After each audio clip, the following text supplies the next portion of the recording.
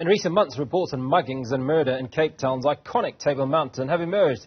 The relevant national park authorities have since beefed up security, working in collaboration with the police, the Western Cape National Prosecution Authority and municipal law enforcement agencies. For more on this conversation, we're joined by Table Mountain's National Park Manager, Megan Taplin.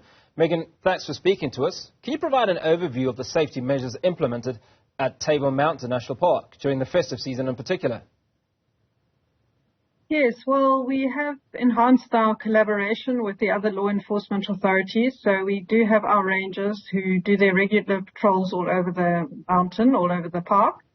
And it's just important to understand that the park stretches all the way from Signal Hill in the north to Cape Point in the south. So it's a wide area over which to make sure that our visitors are safe. And that's why it's important, also because it's an open access national park where there are many different points to enter the park, and access is free at most of them.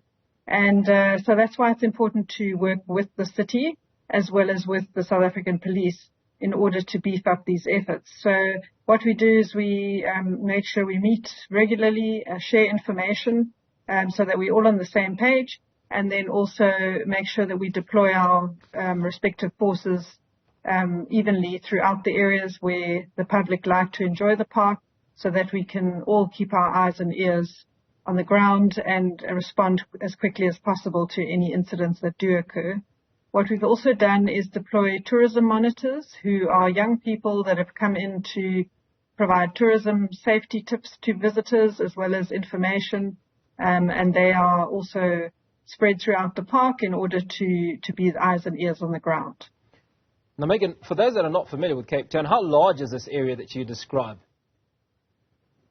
Well, Table Mountain National Park covers 25,000 hectares on the land. And then, of course, we've got marine protected areas in the sea as well. And there we need to combat other types of crime, such as abalone poaching. So that's also important for us to patrol with our vessels and our rangers that are there. And it stretches over a length of 50 kilometers on the Cape Peninsula. As I mentioned, it's an open access park. We have about 850 kilometers of trails, hiking trails, mountain bike trails, and horse trails that people can enjoy. So there's a large area to make sure we conserve the biodiversity, but also keep our visitors safe. You're absolutely right. 25,000 hectares is an increase, is a massive area. So is there a scientific way of ensuring that as much of this area is covered as possible? I mean, when you sit down with the police and various other partners that you're collaborating with, do you have a formula that you use?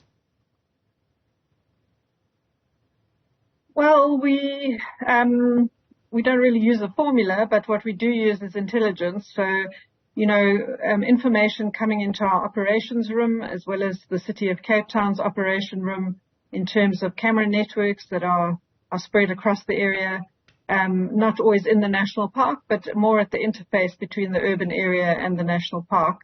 And those, we get reports in, also getting reports from various security forces that are on the ground, as well as any visitors that report any suspicious activity or incidents that do happen. All of that feeds into our operations room and can be used to plan operations. We also do conduct joint operations with the other authorities, and we have a specialized team who has had military training and has a canine unit that also responds to particular threats and plans operations to make sure that we're targeting the areas where crimes do occur, because of course they don't occur over the whole area. Criminals usually target areas where there's more opportunity, and we can focus our efforts on those areas. So how successful have your crime stopping activities been in the last few months? Obviously, there have been repeated reports of muggings and various crimes occurring within the national park over the last few months. So if we look at the last 4 or 5 months, are you able to plot a graph that suggests that you are making great progress and that these numbers are coming down? Yes, if we look at the activity over the last few months, we saw we had 16 incidents in October last year. That went right up to 32 in November.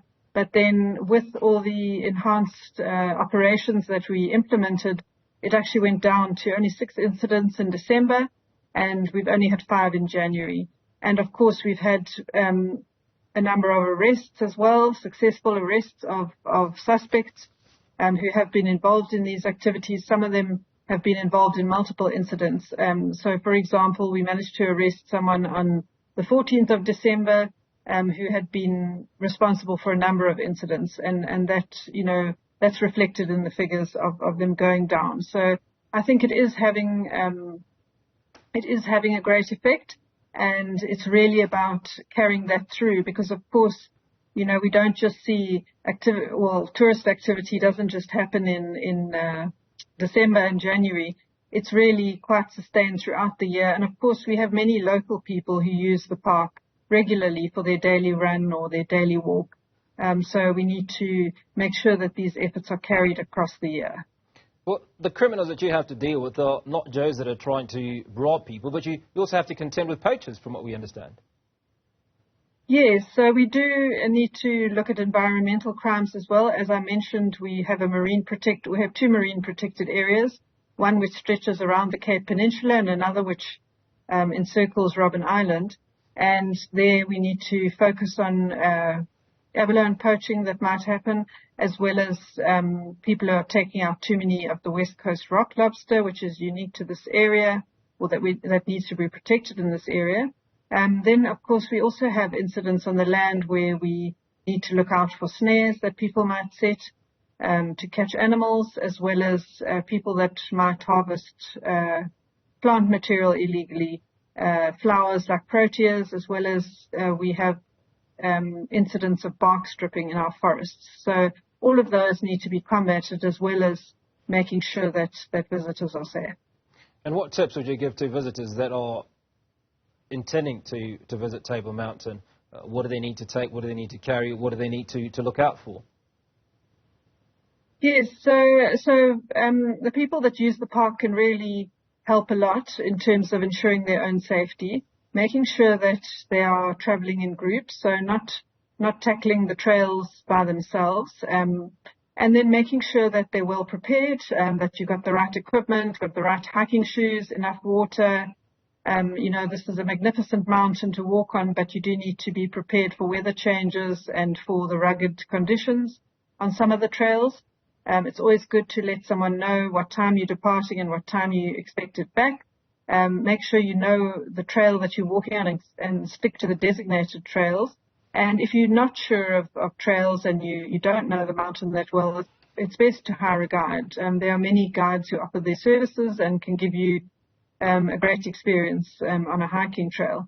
And then also we ask that people do please use the park during the daylight hours.